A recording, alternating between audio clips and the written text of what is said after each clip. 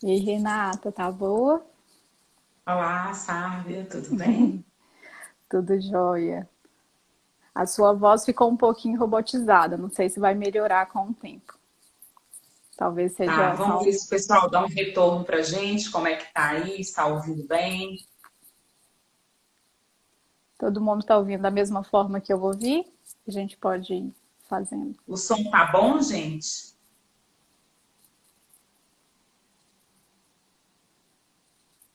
Como é que tá para você, Sárvia, o som? A sua voz para mim tá robotizada, assim, tá falhando um pouquinho. Não sei se para as outras pessoas. Para vocês também? Não, o Tá pessoal tá bom? colocando que tudo bem, né? Tá, mas tá dando para eu ouvir. Consigo Ótimo. te ouvir bem.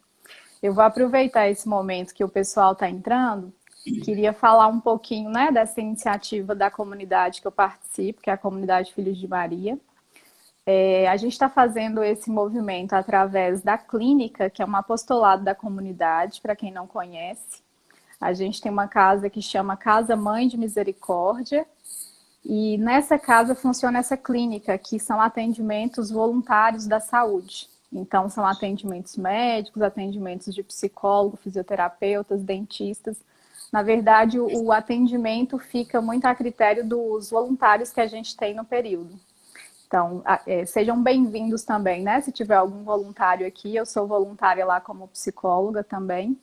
E aí, nesse tempo de quarentena, a gente teve que fazer, né, uma pausa nos atendimentos presenciais. E uma forma que a gente encontrou, né, entendeu de talvez acessar essas pessoas e ainda oferecer um suporte foi através dessas lives, que a gente já teve uma primeira, né, há uns dias atrás. E essa seria a nossa segunda edição de lives, né, de suporte a essas pessoas que a gente acaba atendendo através desse apostolado. Vou então me apresentar, né? Talvez tenha alguém que esteja assistindo, né? Que ainda não me conheça.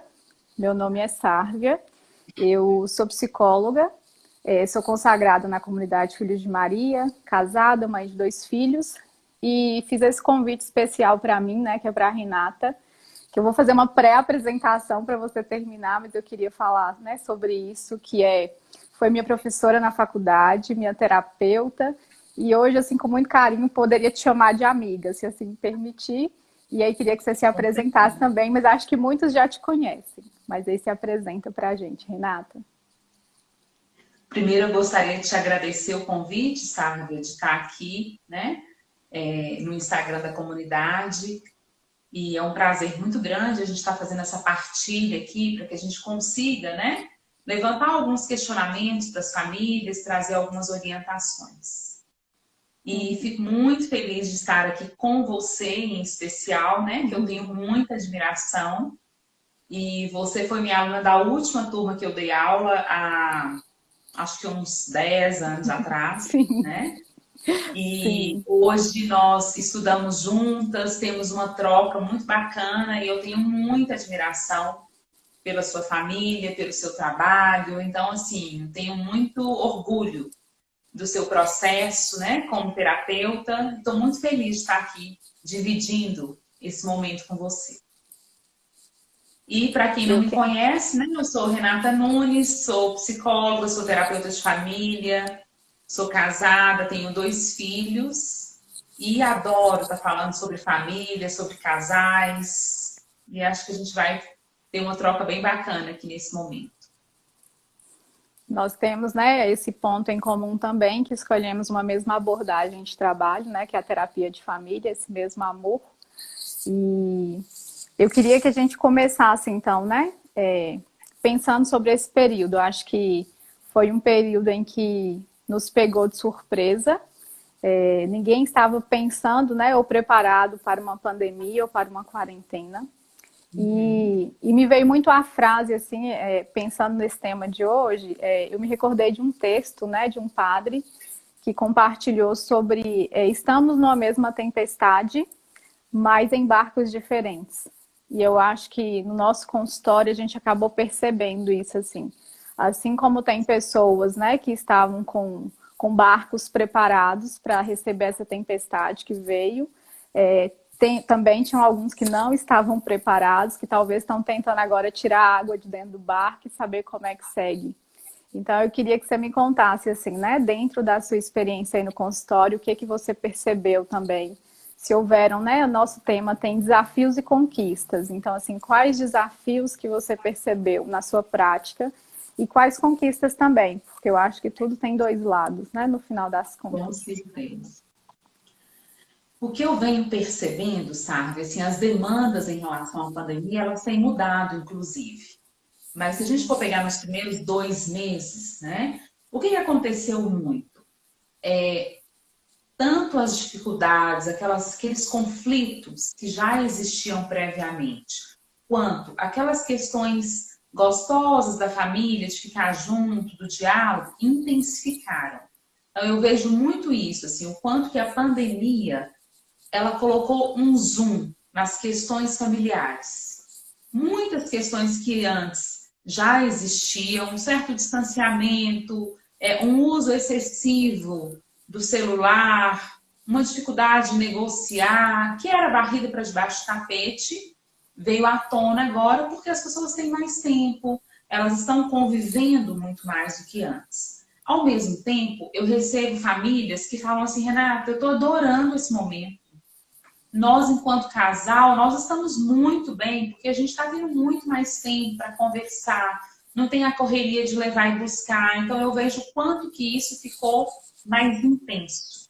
Agora, eu tenho percebido, sabe, eu não sei como é que está sendo para você, principalmente nesse último mês, quais têm sido as queixas mais frequentes?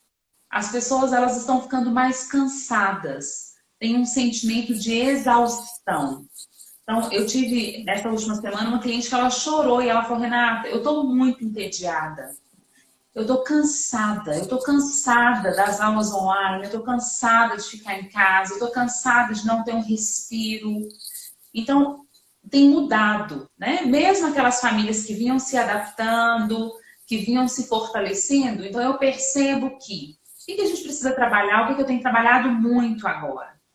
Esse acolhimento. De fato, existe uma exaustão, por mais que a família tenha conseguido manter uma certa rotina, algumas pessoas têm mantido o trabalho, existe um pesar, existem perdas, existe uma imprevisibilidade que rouba a energia das pessoas. Então, o nível de produção em relação aos estudos não é o mesmo, em relação ao treino, em relação ao envolvimento com a questão alimentar, não acontece da mesma maneira. E aí as pessoas ficam muito perdidas. Por quê? Qual que é o entendimento? Ou eu faço muito bem feito, ou eu mantenho aquilo que eu sabia fazer, que são horas de estudos, horas de treino, até em relação à oração, ou eu faço exatamente como eu fazia antes, ou eu me paraliso. Então, eu venho percebendo muito isso, assim, o quanto que as pessoas estão tendo dificuldade em recomeçar, em acolher, que agora as coisas vão de fato acontecer num ritmo diferente. Me fala um pouquinho, sabe, antes de eu colocar como é que eu venho trabalhando, o que você está percebendo na sua prática em relação a essas queixas? Uhum. Eu concordo muito, assim. Eu acho que eu percebo muito um sentimento de nós vivemos dias de intensa ansiedade, né? De muita tensão. E sempre que a gente passa por isso, né? De ficarmos muito intensos ou muito ansiosos logo na sequência, né? Quando isso desacelera, vem esse nível de cansaço aí que você está trazendo, né? Então, é como se fosse assim, nossa, corri, corri, corri, ufa, agora eu cansei. Então, assim, depois de toda a aceleração daquilo que não foi previsto, agora as pessoas estão tentando pensar. Então, assim, vamos pensar agora. Agora que é como se fosse assim, a pior parte da tempestade passou, ela não parou de chover ainda, mas já dá para enxergar alguma coisa, assim. Já dá para ter uma visão de onde eu posso começar, né? Eu até comentava com você, assim, eu acho que no momento de caos, de sobrevivência, a gente deveria muito pensar em ordenar as coisas, porque as coisas ficam fora de ordem, né?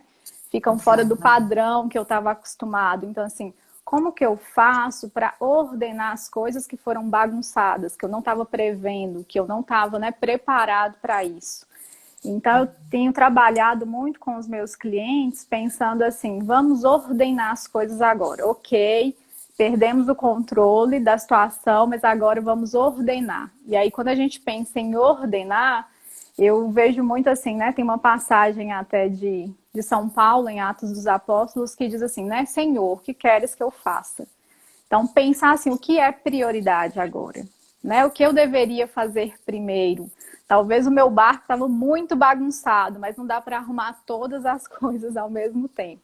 Então, assim, o que eu poderia arrumar primeiro? Eu vou arrumar o buraco, eu vou tirar a água que está dentro, a vela que furou, que rasgou porque o tecido estava velho. Então, assim, a gente precisa começar a estabelecer para não ficar tão esgotado, né? Aquilo que é prioridade. Você até deu o exemplo que é comum na minha vida, que é a aula online. Então, assim, eu vivo essa experiência diariamente, mas vivo assim com muita tranquilidade de saber que, da mesma forma que precisa ser cumprido, eu não vou exigir como se fosse presencial. Então, assim, o nível de exigência que a gente dá para as coisas, né, também deve mudar muito. Então, o grau de importância. Então, assim, o que é mais importante, o que é para agora, o que não precisa ser agora, né, o que pode ser depois, o que pode ser mais tarde, o que pode ser amanhã. Então, eu tenho trabalhado muito nisso, assim, para que eles não fiquem com a sensação de estarem perdidos, né? Assim, a gente tem que estabelecer pelo menos por onde começar. E aí eu queria ouvir de você isso, assim, né? Quais dicas também que você tem dado, né, em meio a tudo isso, assim, para que eles possam ter esse descanso, ter essa orientação, ter essa visão mais clara, mais iluminada? Uma coisa, assim, que a primeira coisa que eu tenho trabalhado muito é nesse sentido, assim, de acolher. Tudo bem em se sentir cansado, tudo bem em sentir que você está em débito com as suas atividades. Então, acolher as nossas emoções. Eu não estou bem, eu estou me sentindo exaurido, eu estou me sentindo entediado. Tudo bem. Por que, Sara? Eu fico percebendo assim, que se a gente não conseguir se acolher, nós não vamos conseguir acolher os nossos filhos.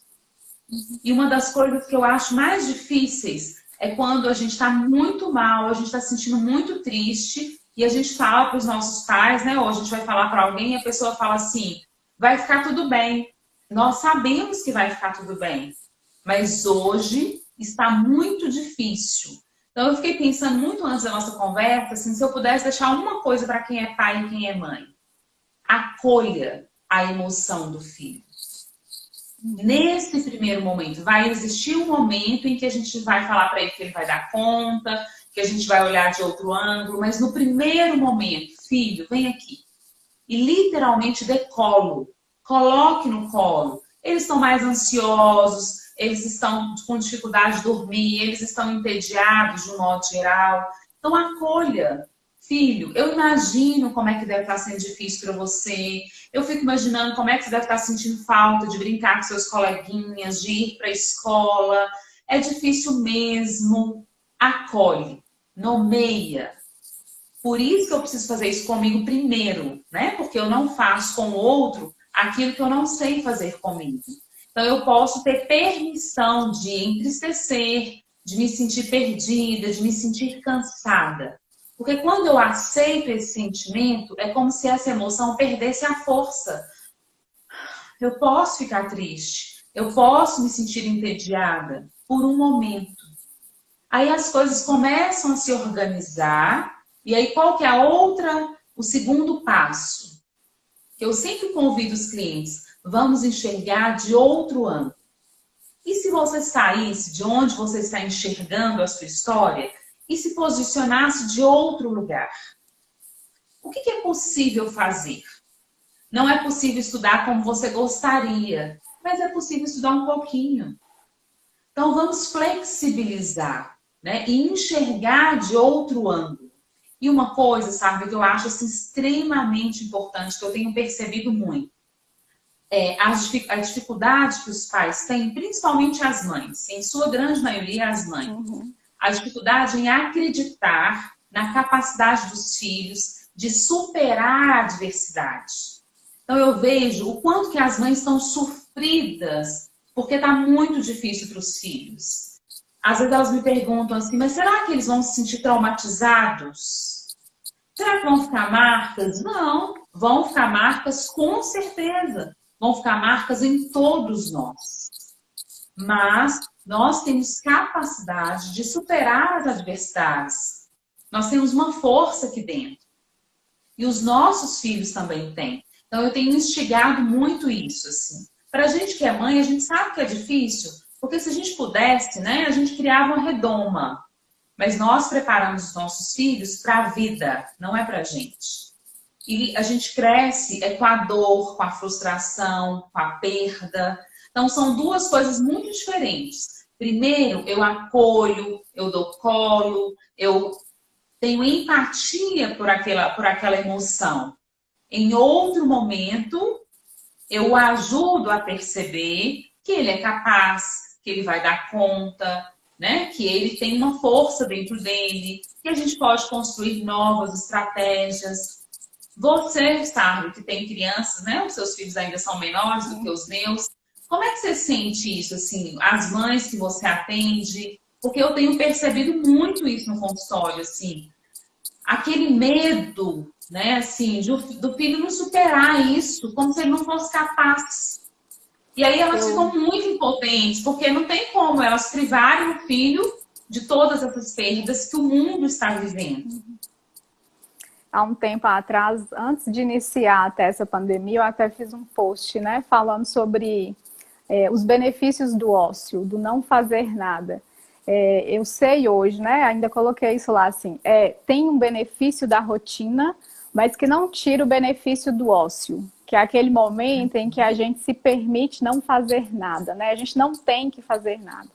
Porque eu fico com essa sensação de que o mundo precisa estar sempre ocupado. E a gente tem que estar sempre ocupado, e as pessoas têm que estar sempre ocupadas, e os nossos filhos também precisam estar sempre ocupados. E a pandemia veio e tirou todas as ocupações, né, da maioria das pessoas. Então, os filhos não podem mais ir para a escola, não podem mais ir para a natação, não podem mais ir para o futebol, não podem ir para mais nenhuma coisa. E as mães ficaram em pânico de pensar assim, meu Deus, agora meu filho perdeu a vida, né? E, na verdade, será que não foi a gente que tinha perdido a beleza desse ócio, né? De ficar com ele sem fazer nada? E talvez desenvolver aí nesse ponto, né, até a criatividade dele, porque às vezes a gente fica definindo todas as coisas que ele tem que fazer, no tempo que ele tem que fazer, de que forma que ele tem que fazer, e aí a gente tira também a beleza da criatividade, né? Se a gente não está sendo criativo até, né, nessa pandemia de se inovar, se reinventar, talvez foi porque a gente foi perdendo isso ao longo do tempo. Então, assim, por quanto tempo, né, em que a gente perdeu essa oportunidade que havia numa cultura anterior, né, de não fazer nada, né? As pessoas iam para a roça para não fazer nada. Elas ficavam, né, muito tempo sem fazer nada, mas era um nada que tinha uma criatividade ali que era desenvolvida. Então, acho que eu sinto muito isso, assim, né, das mães extremamente preocupadas por conta de não ter determinado ali todas as atividades que o filho tem que fazer em todos os dias, porque ela tem que dar conta disso sozinha. E aí eu sou um pouco, né, eu já fui muito mais preocupada com isso também, e hoje eu consigo, né, relaxar um pouquinho de falar assim, meu Deus, né, que fiquem na sala imaginando e pensando no que eles vão fazer, porque eu não vou determinar isso.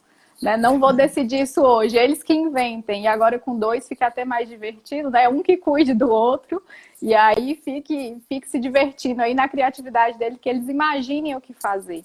Então, acho que a gente precisa recuperar, e eu acho que se a gente pensar nas conquistas, né? As conquistas têm isso, assim, que é o que eu vou aprender, e aí a resiliência, né? O que eu vou tirar de bom de tudo.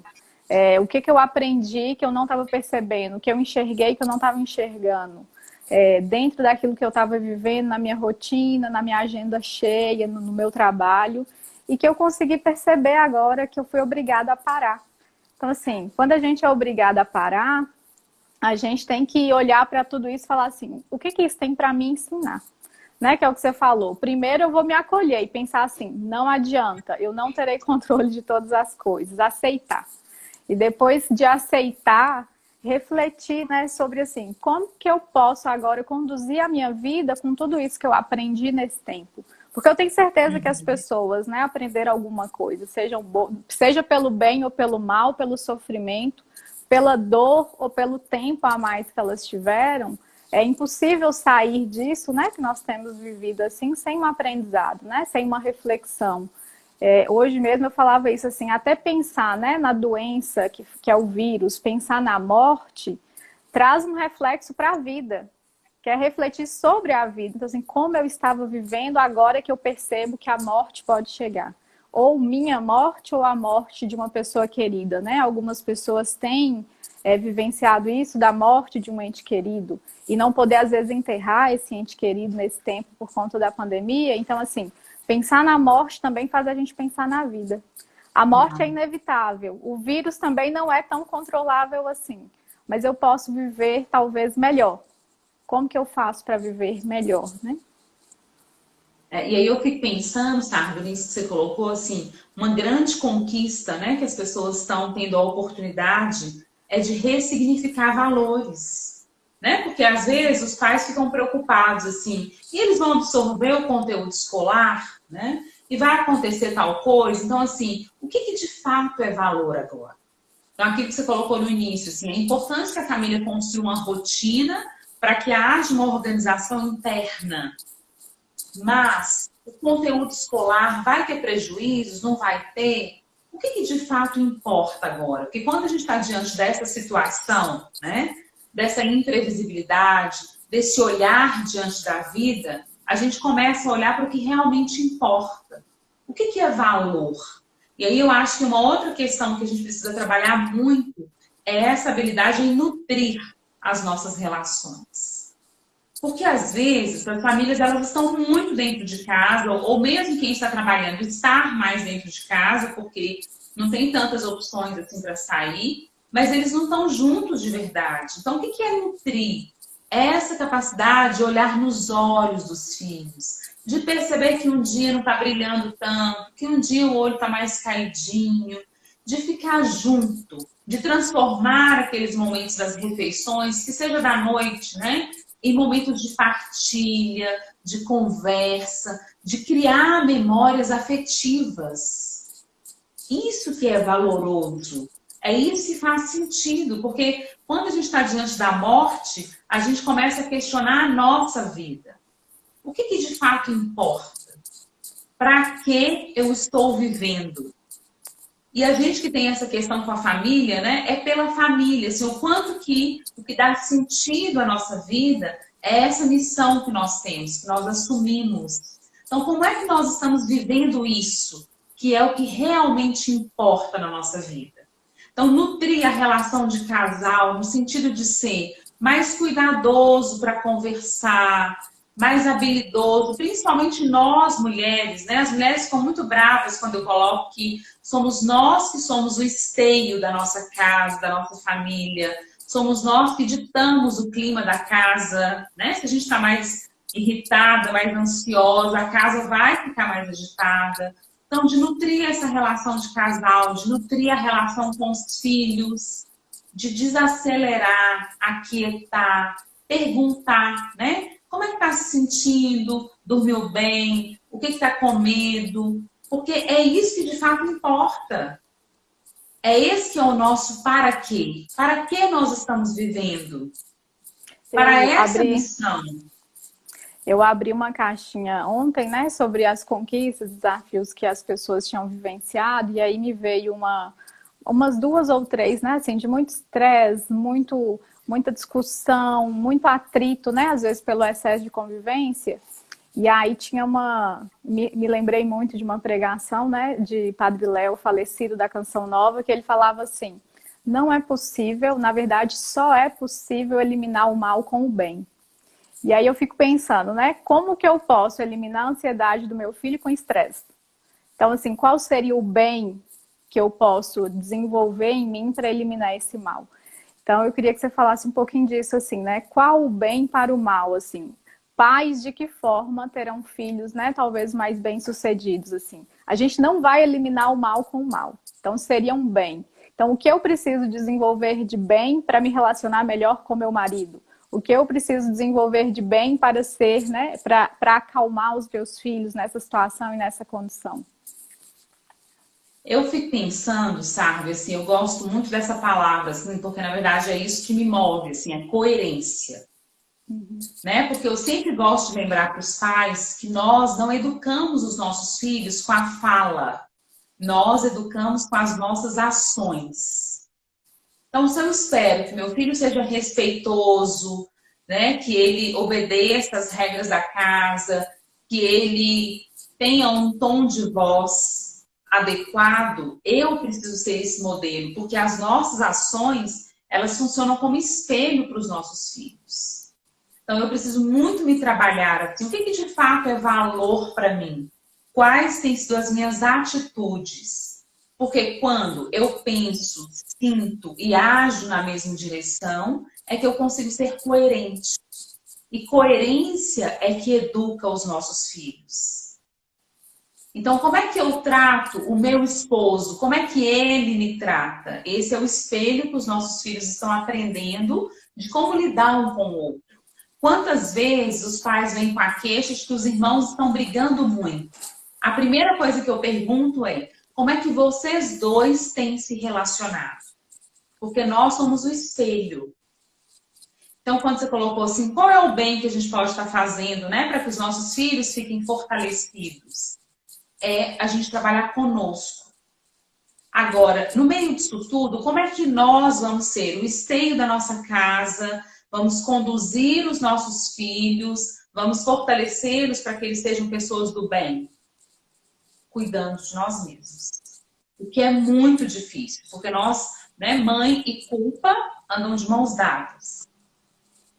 Então, cada um de nós precisamos encontrar alguma coisa que seja pequenininha, mesmo que seja dentro de casa, né, ouvir uma música, fazer uma oração, tomar um banho, assim, pedir o pai, né? Ramon, fica com os meninos aqui 1 hora para que eu não escute mamãe, para eu respirar.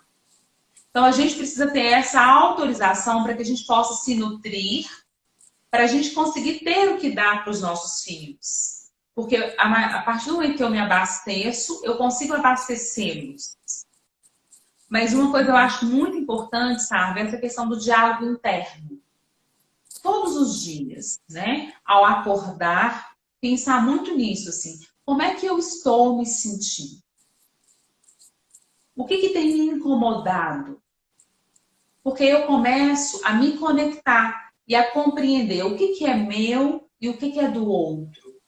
Eu estou com muita raiva, é do meu esposo, do meu filho, disso tudo que está acontecendo, de alguma coisa que eu estou em débito comigo mesmo. Então, esse diálogo interno, né? Às vezes eu costumo falar para algum cliente que tem a mesma fé que eu costumo ter esse diálogo interno pensando assim, o que eu vou pedir para Deus hoje? Na hora que eu acordo. Então, tem dias que eu falo assim, Deus, eu preciso de coragem, porque assim, eu não dormi direito à noite, eu estou muito cansada, eu preciso de coragem para enfrentar o meu dia. Às vezes tem dia que eu falo, eu preciso silenciar, eu estou muito agitada. Eu preciso, né? O que eu preciso hoje? Porque aí eu me conecto. Para que a gente consiga, né, fortalecer os nossos filhos, enxergá-los, eu preciso estar conectada comigo mesma. Porque imagina se a gente não se percebe, se a gente não se escuta, se a gente não consegue acolher e nomear os nossos sentimentos, como é que nós vamos fazer isso com eles? Não dá. Por isso que as mães falam muito assim, Renata, mas como é que eu vou conseguir enxergar o olhinho? Como é que é isso de ficar junto de verdade que você fala? Primeiro eu faço isso comigo. Primeiro eu me aquieto, eu me escuto, eu nomeio, né? Eu reconheço o que tem aqui dentro para depois conseguir fazer isso com ele. E nós, mães, a gente queria uma história assim, de que os filhos vêm antes. Não funciona. Eu até costumo dizer assim, né?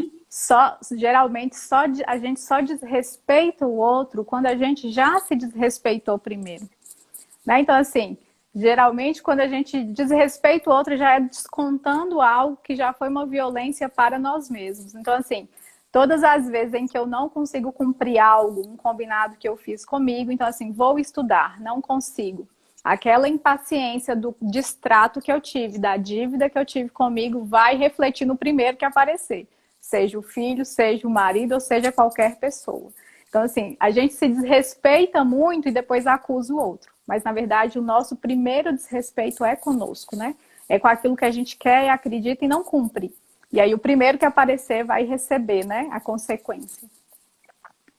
É exatamente, sabe? Fantástico esse olhar, porque quando eu fico incoerente comigo, eu fico sem paz. Eu costumo falar muito assim de um exemplo. Às vezes a gente chega em casa e a gente olha ali um chinelo fora do lugar, mas a gente está tão bem, está tão em paz. A gente vai lá e fala, filho, vamos guardar, né? Aí se a gente chega assim, que eu já me desrespeitei, que eu trabalhei mais do que eu gostaria, ou eu fui adiando alguma coisa que era importante, eu chego e olho para aquele chinelo e falo, e grito, né? Vem pegar o chinelo aqui agora! Ou seja, o chinelo está lá do mesmo jeito, mas a minha reação, ela depende de como eu estou me sentindo. Que é exatamente isso que você colocou. Então, o quanto que nós precisamos olhar para nós mesmas, né? Nos respeitar. E aí a gente precisa identificar em que situações que eu me sinto desrespeitada. O que eu gostaria que o outro fizesse para que eu não me sinta dessa maneira. Que é aquela questão também, sabe, que eu falo muito de que a gente precisa desenvolver essa habilidade em negociar. Então, eu preciso aprender a pedir, a verbalizar o que me incomoda, o que eu gostaria que o outro fizesse, né? Qual é o comportamento que eu espero do meu filho.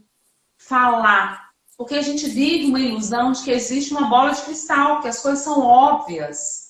Mas cada um enxerga a partir da sua própria bagagem. Cada um de nós trazemos uma bagagem muito peculiar para as nossas relações. Aquilo que é óbvio para mim não é para o outro. Então eu preciso aprender a falar. O outro só sabe aquilo que eu falo. E o outro é o esposo, a esposa, os filhos, quem quer que seja. E nós temos muita dificuldade em verbalizar, muita dificuldade em pedir, né? Nós mulheres, principalmente, porque tem um ar aí de ser mandona, não é, sabe? Então, não conheço essas pessoas, não. Então a gente vai trabalhando muito essa questão. Você pode fazer isso para mim? Isso é muito importante para mim. Você faz só para que eu fique feliz? Porque é isso que acontece nas relações, é um pelo outro. Nós fazemos parte de um único time. Eu falo isso o tempo todo aqui nas redes sociais. Né? Se um do time enfraquece, os outros precisam vir e ajudá-lo, porque senão o time vai perder a força. Então, é nessa comunicação que a gente vai conseguir isso. Né? Quando você fala assim, o que você pode falar nessa questão do bem? Eu acho que se a gente conseguir trabalhar coerência e comunicação, a gente vai formar relações muito mais respeitosas, amorosas, muito mais saudáveis dentro das nossas casas, não é verdade? Tem uma frase que diz assim, não existe terreno ruim. Na verdade, não foi bem adubado, não foi bem regado para poder florescer, para poder frutificar. E eu fico pensando, quando a gente olha para o outro que mora com a gente, né, parece que tudo dele já é ruim. Então, assim, não tem jeito, eu já falei de todos os jeitos, ali é pedregulho. E, na verdade, assim, será que a gente regou e adubou da melhor forma? Porque essa parte é a nossa. Né? O terreno que está na minha frente, que é pedregoso, depende do meu adubo, da minha água, para ele florescer e frutificar. E quando você fala isso, assim, eu demorei anos, né? Você sabe, em terapia, para descobrir a diferença entre verbalizar e pedir, que é diferente. Né? Eu verbalizava tudo, mas eu verbalizava mandando. E aí, né, Ramon que o diga, eu aprendi talvez o que é pedir, é diferente, né? Ele não é obrigado a fazer nada por mim, apesar de sermos um time, eu posso pedir o apoio dele para que ele possa se comprometer no tempo dele, do jeito dele e na hora dele. Isso é que é a dificuldade. Do jeito dele, no tempo dele e na hora dele. Mas vai fazer. Mas não é do meu jeito, nem no meu tempo, nem na minha hora. E quando a gente consegue isso, né, Sárvia? Foi até um tema que eu trabalhei na live, amor e respeito, assim. O quanto que o outro se sente respeitado por nós e consegue ser mais amoroso. Porque nós, esposas, mesmo a gente tendo a intenção de respeitá-los, a gente acaba desrespeitando nessa maneira de falar. Quando você falou assim, eu já falei de todas as maneiras, e a gente sabe que ainda não, né? Então, essa questão, assim, não existe a opção de sair dessa relação. Eu vou usar todas as maneiras inimagináveis até encontrar uma que vai dar certo. Né? Então, é isso que a gente tem que trabalhar muito, assim, de tirar a mala da mão e colocar. Não existe a possibilidade de sair. Nós vamos encontrar um jeito. Então, eu vou gastar toda a minha energia para que essa relação fique saudável, para que essa relação floresça. Porque florescendo essa relação do casal, os filhos vão embora, né? Saudáveis. E aí eu lembrei também dessa coisa da ordem, né? Que a gente citou um pouco mais cedo. E a terapia sistêmica, de alguma forma, ela vê o benefício da ordem, inclusive quando a gente pensa em família, né? A ordem das coisas, de hierarquia, de papéis. E eu fico pensando também que deu para a gente refletir nesse tempo, assim, né? Como que estava a nossa hierarquia, os papéis dentro da nossa família. Então, assim, os pais estavam no lugar de pais, né? Ou a babá estava no lugar de mãe, ou a avó estava no lugar de mãe, e aí eu tive que voltar para o meu lugar de mãe, isso me incomodou muito, né? Será se só a mãe está na hierarquia de cima, né? As mães bem mandonas, aí o pai está na hierarquia de baixo junto com os filhos. Então, eu queria que você falasse também, né? Para a gente ir fechando esse assunto assim. E aí, se eu pudesse, eu já te falei que eu fico aqui até mais uma live de mais uma hora. Mas nós temos que finalizar no tempo. Eu queria que você finalizasse falando disso, né? Da importância de reconhecer esse lugar. É importante que cada um esteja no seu lugar também, né? Para isso funcionar bem. É uma coisa que eu percebi muito, Sárvia, foi a questão das fronteiras, né? Da cerquinha em volta das famílias. Por quê? Qual que é a minha família? Eu, meu esposo e os meus filhos. Os meus pais, os meus irmãos, a minha irmã faz parte da minha família de origem. Com essa questão do isolamento social, da gente precisar preservar mais os nossos pais, esse contato diminuiu e as fronteiras ficaram mais definidas. E isso trouxe muita saúde para as relações. Porque muito aquilo que era a avó ajudava muito, levava e buscava, dava um suporte, de repente a família se viu tendo que se organizar entre eles. E isso fortalece muito quando nós temos essa clareza, assim. Nós temos o suporte lá, mas sou eu e você, né? Os cônjuges um ao lado do outro e os filhos na frente.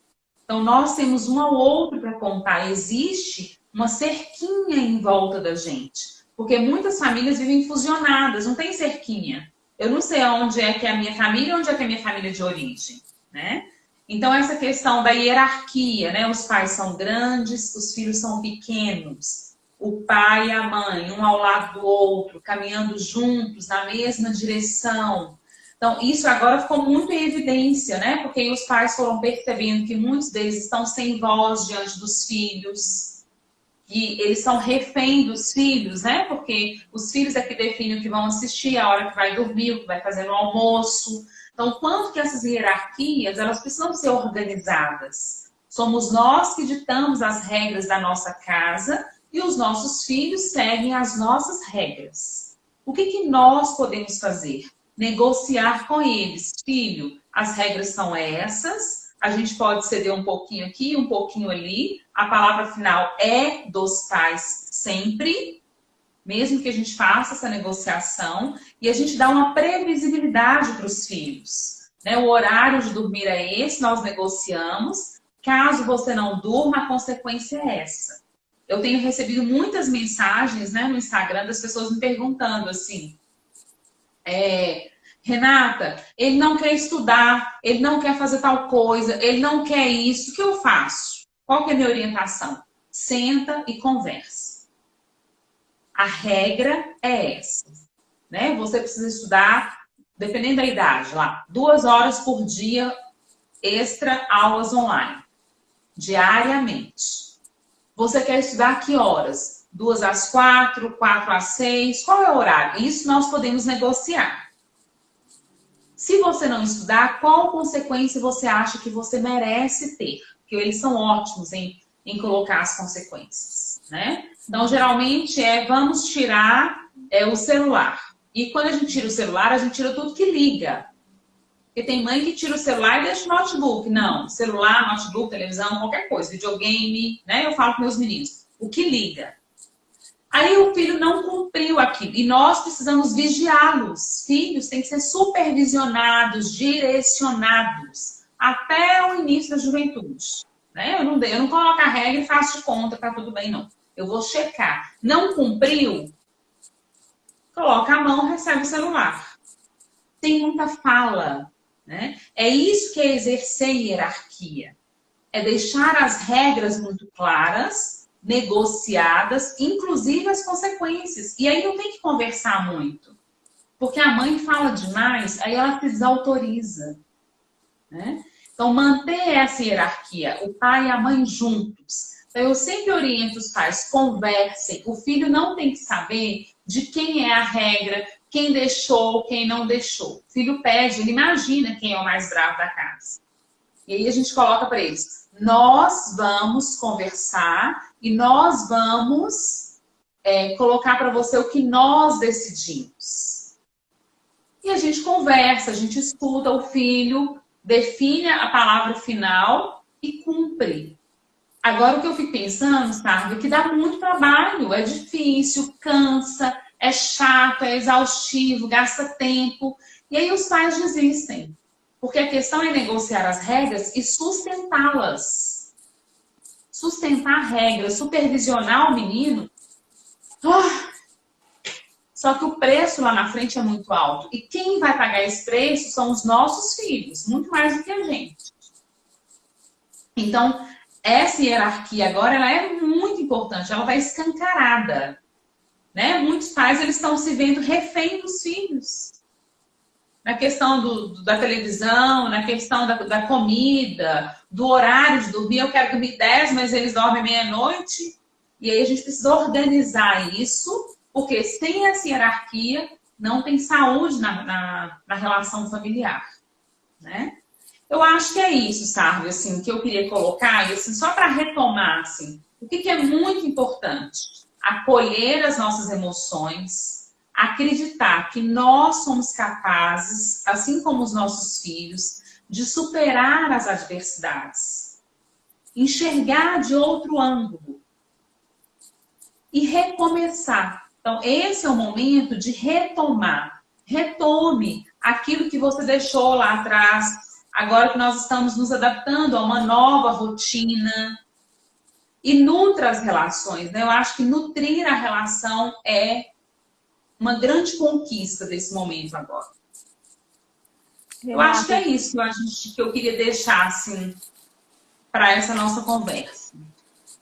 Para mim foi ótimo, né? Pena que o tempo é tão curtinho. Podemos pensar nisso mais vezes. E, assim, só para a gente finalizar, eu acho que se a gente ter a dimensão que acho que as coisas em si, elas não têm o poder de serem boas ou más, né? Então, assim, a comida não é a vilã, a pandemia e o vírus não são os vilões. Na verdade, é o que nós fazemos deles, né? Nós, como humanos, fazemos o uso das coisas. E aí a nossa escolha, né? Qual uso que a gente vai fazer desse sofrimento de agora? Né? Ele pode ser usado para o bem ou pode ser usado para mais sofrimento. Então eu desejo, né, que as pessoas tenham aprendido muito com você aqui hoje, com as suas palavras, e que elas possam, né, usar isso a favor delas, a favor da família delas, né, que elas possam aprender algo e que seja tirado algo bom disso tudo, né, que eu acho que no fim tem algo bom a ser tirado. Leva um tempo para a gente enxergar, para a gente digerir, mas é o que você falou, é trabalhoso, né? E finalizo com uma frase, né, de Santa Teresa: muito custa o que muito vale.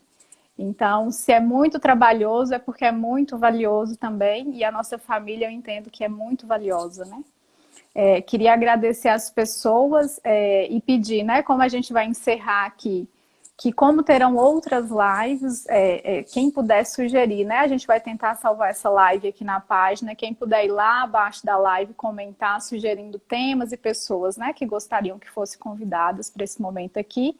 Seria bem interessante para a gente pensar, né? Como ajudar um pouquinho mais as pessoas que estão precisando. Tá bom? Quer deixar mais Tá. alguma palavrinha?